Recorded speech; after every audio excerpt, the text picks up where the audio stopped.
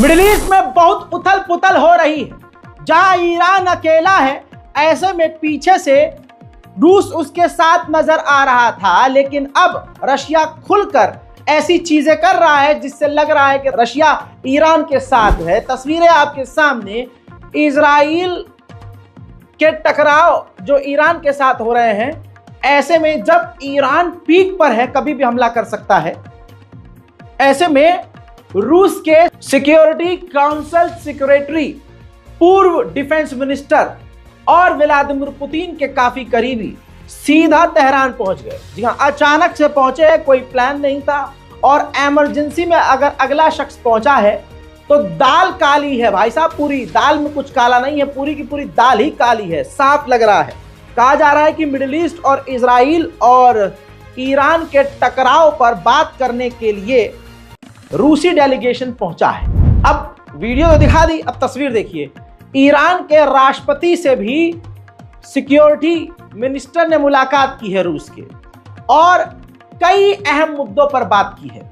जिस तरह से ईरान सुकून में नजर आ रहा है, ऐसा लग रहा है कि ईरान के साथ कोई ना कोई ताकत जरूर है। बेशक अल्लाह की ताकत उसके साथ है, लेकिन दुनियावी ताकत भी कोई ना कोई पीछे से है।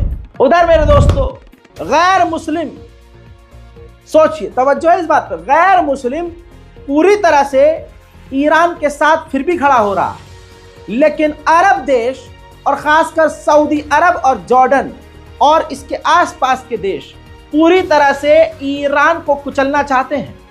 सऊदी अरब और जॉर्डन ने मिलकर, जॉर्डन तो वार्निंग दे ही रहा है, लेकिन अब सऊदी अरब ने भी वार्निंग दे दी है ईरान को और कहा है कि हमारे एयर स्पेस का इस्तेमाल इजराइल पर हमला करने के लिए मत करना।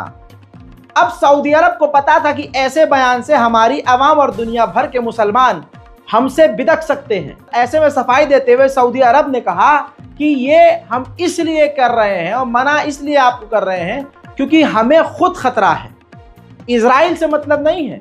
आपकी मिसाइलों से हमारी अवाम को भी खतरा हो सकता है। तो ये नौटंकी आप समझ सकते हैं सऊदी अरब की क्यों है। हजरात, उधर आपको बता दूं कि इजिप्ट ने एक बढ़िया काम करा। इजिप्ट ने कह दिया कि हम ईरान की किसी भी हमले, किसी भी मिसाइल को, ड्रोन को, किसी तरह के हमले को हम नहीं रोकेंगे। वाहिद एक इजिप्ट ऐसा है, पता नहीं ईमान जाग गया है या कोई और बात है, लेकिन इजिप्ट ने साफ इनकार कर दिया है कि हम ईरान के हमलों को नहीं रोकेंगे। उधर जॉर्डन ने भी बैलेंस करने के लिए कहा है, हम अपने हवाई एरिया का, एयर स्पेस का और अपनी जमीन का इस्तेमाल ना ईरान को करने देंगे, ना इजराइल को करने देंगे, ना अमेरिका को करने देंगे। हजरात, ये मत सोचिएगा कि टशन में चश्मा लगाया है, आंखें जो हैं चुभ रही हैं, ऐसा लग रहा है कि आंख आने वाली है, जिसे कहते हैं आई फ्लू। ऐसा लग रहा है कांटा जैसा चुभ रहा है आंखों में, इसलिए मैंने प्रिकॉशन के लिए पहना है ताकि आप लोग भी सुकून से आंखों में आंखें डालकर ये रिपोर्ट देख सकें।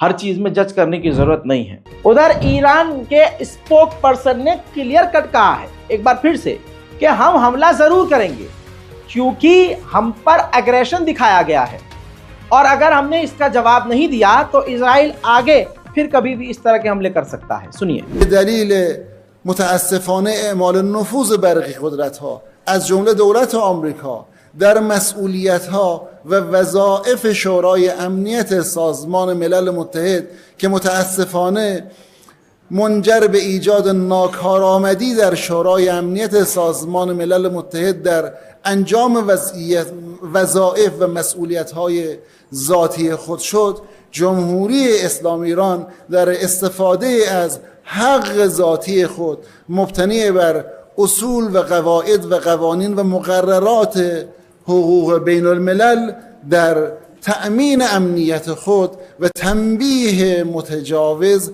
حتما اقدام جدی و بازدارنده خود رو با قوت، قدرت، با قاطعیت و با صلابت انجام خواهد داد. من تاکید میکنم. हजरात, उधर ईरान के आर्मी चीफ ने क्लियर कट, कमांडर ने कह दिया है कि हम इजराइल पर हमला जरूर करेंगे और इस तरह से करेंगे कि इजराइल पछताएगा कि हमने इस्माइल हानिया को ईरान के अंदर क्यों मारा।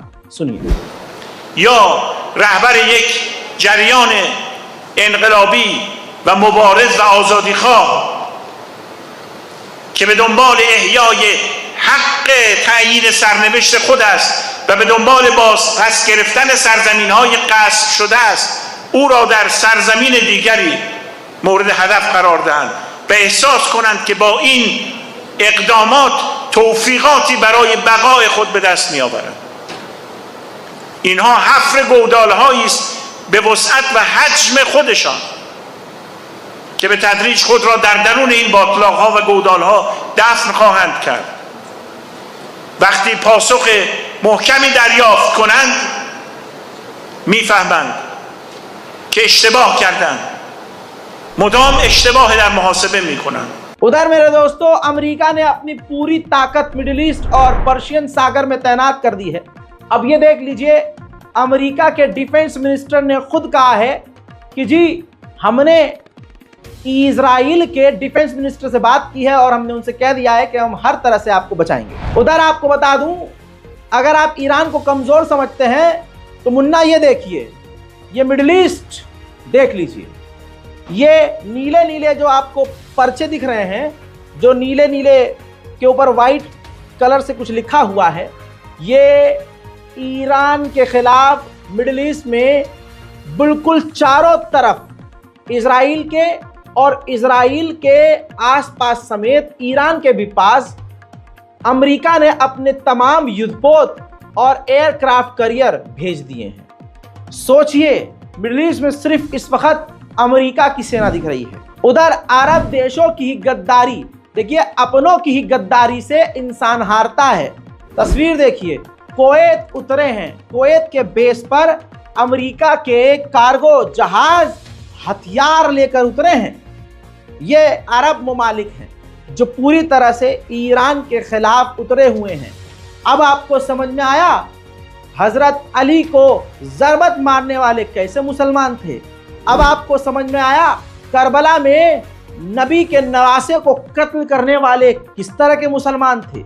आज शीशे की तरह साफ हो गया है और अभी भी आपको समझ में नहीं आ रहा है तो आपसे बड़ा बेवकूफ़ कोई नहीं। ईरान का एक स्टेट है बूचान, उसके रिप्रेजेंटेटिव समझ लीजिए, उसके गवर्नर ने ईरान की पार्लियामेंट में साफ कह दिया है कि हमें नेतन्याहू को कत्ल करना होगा। सुनिए। در خدمت برادر بزرگوار جناب آقای محمد قسیم عثمانی نماینده محترم به بوکان هستیم. 181. بسم الله الرحمن الرحیم. ابتداءً شهادت شیخ اسماعیل هنیه رو تسلیت و تبریک عرض می کنم و امیدوار هستم که وعده صادق دیگری برای خونخواهی این مجاهد شهید اتفاق بیفته و ما لحظه شماری میکنیم برای خونخواهی این شهید عزیز و والا مقام. कल मैं कमेंट्स पढ़ रहा था तो कई सारे ऐसे इजराइल का गू खाने वाले कह रहे थे कि इजराइल किसी से नहीं डरता। हालांकि कल की रिपोर्ट में साबित किया है कि इजराइल को डर कितना है। मुन्ना आप देखो, डर ये अस्पताल नहीं है। इजराइल ने जो बेसमेंट जमीन के अंदर अंडरग्राउंड जो पार्किंग है, पार्किंग लॉट को उसने अस्पताल में कन्वर्ट कर दिया है इजराइल के, ताकि इमरजेंसी में जब ईरान इजराइल का इज और राइल अलग कर दे तो भाई साहब अस्पतालों की कमी न हो और घायलों को इलाज के लिए लाया जाए। उधर अफगानिस्तान और ईरान के बॉर्डर पर भी एक कांड हुआ है, तस्वीर मेरे पीछे है। एक फ्यूल टैंकर में अचानक से धमाका हुआ और आग लग गई। रीजन सामने नहीं आया है कि यह साजिश थी, हमला था, लेकिन बॉर्डर पर जो कुछ हो रहा है मैं आपको बता रहा हूं। हजरात मोहतरम, अब चंद तस्वीरें आपको खतरनाक दिखाऊंगा, इसके मतलब खतरनाक हैं। सेंटोम मिडिल ईस्ट के ये जो अमेरिका की आर्मी है उसके चीफ ऑफ कमांडर इजराइल पहुंचे हुए हैं और इजराइल के डिफेंस मिनिस्टर सेनापति से मुलाकात की है और इजराइल की फौज ने प्रपोजल रखा है कि हम लेबनान के ऊपर हमला कर देते हैं। हजरात, उधर आपको बता दूं, यूरोप का एक देश है जिसका नाम अभी खुला नहीं है और नाम लिया भी नहीं गया है।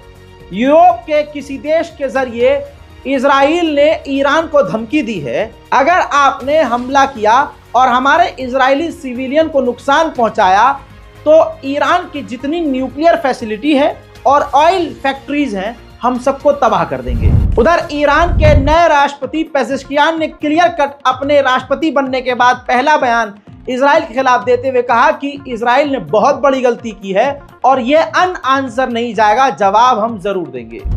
जिन लपरझंटस चिमकांडुओं को लग रहा है कि ईरान का खौफ नहीं है, तो मुन्ना सिर्फ ईरान का नहीं, हिजबुल्लाह का भी खौफ है। अभी का अपडेट यह है कि इजराइल को डर यह है कि अगर ईरान अटैक करेगा तो नॉर्थ की तरफ से लेबनान, हिजबुल्लाह भी घुस जाएगा इजराइल के अंदर और बड़ा नुकसान पहुंचाएगा। ऐसे में नॉर्थ की तरफ, लेबनान की तरफ इजराइल ने अपनी भारी सेना तैनात कर दी है। हालात इतने खराब और डर का माहौल इजराइल के अंदर इतना है कि इजराइल ने अपने नागरिकों से कहा है कि जैसे ही हम आपको वार्निंग दे, 90 सेकंड के अंदर आप बॉम्ब शेल्टर के अंदर चले जाइएगा और 90 सेकंड के अंदर बॉम्ब शेल्टर में जाने के लिए प्रैक्टिस कीजिए और बॉम्ब शेल्टर अपने आसपास ढूंढिए, तलाश कीजिए। कई सारे देशों की इस वक्त फ्लाइट इजराइल के लिए रद्द हो चुकी है और ना तेल अवीव से किसी देश, बहुत सारे ऐसे देश हैं जहां पर जहाज अब इजराइल के नहीं जा रहे हैं, जिसकी वजह से जो 1.5 लाख इजरायली इजराइल छोड़कर भागना चाहते थे वो इजराइल में फंस गए हैं। Royal navy ship, royal aircraft carrier और रॉयल एयरफोर्स यानी बर्तानिया की पूरी फौज जंग के लिए पूरी तरह से मिडिल ईस्ट में तैनात है, लाल सागर के आसपास तैनात है। उधर ईरान ने कंफ्यूज भी किया है। ईरान ने कहा हम नहीं चाहते कि मिडिल ईस्ट में टेंशन बढ़े, लेकिन इजराइल ने जो किया है हम उसकी सजा इजराइल को जरूर देंगे। उधर अमेरिका ने कहा है, जो लगातार मीटिंग कर रहा है, अमेरिका ने ऑफिशियली स्टेटमेंट जारी करके कहा है कि हम लगातार डिप्लोमेटिक मैसेज लगातार बैक टू बैक ईरान को दे रहे हैं कि इजराइल पर हमला ईरान ना करे, क्योंकि इससे ईरान को कोई फायदा नहीं मिलने वाला है।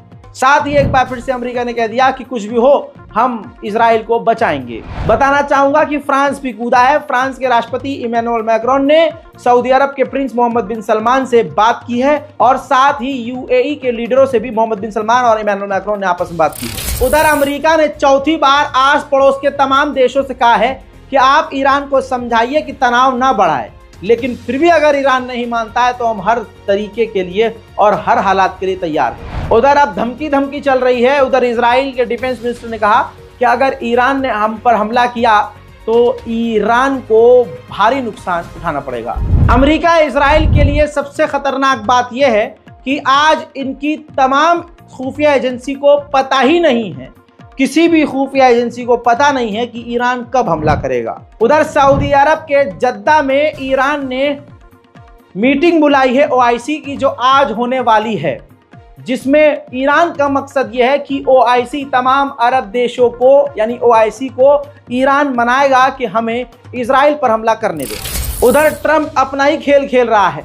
ट्रंप ने कहा मैंने सुना है कि आज ईरान हमला करने वाला है इजराइल पर, और अगर मैं राष्ट्रपति होता तो ये दिन कभी देखना न पड़ता। ईरान की स्पेशल रिपोर्ट, मिडिल ईस्ट के हालात की स्पेशल रिपोर्ट में अभी तक के लिए इतना ही। इस रिपोर्ट को शेयर कीजिए, अपनी दुआओं में हमें याद रखिए, चैनल को सब्सक्राइब कीजिए ताकि आपको तमाम अपडेट्स मिलते रहें। जय हिंद।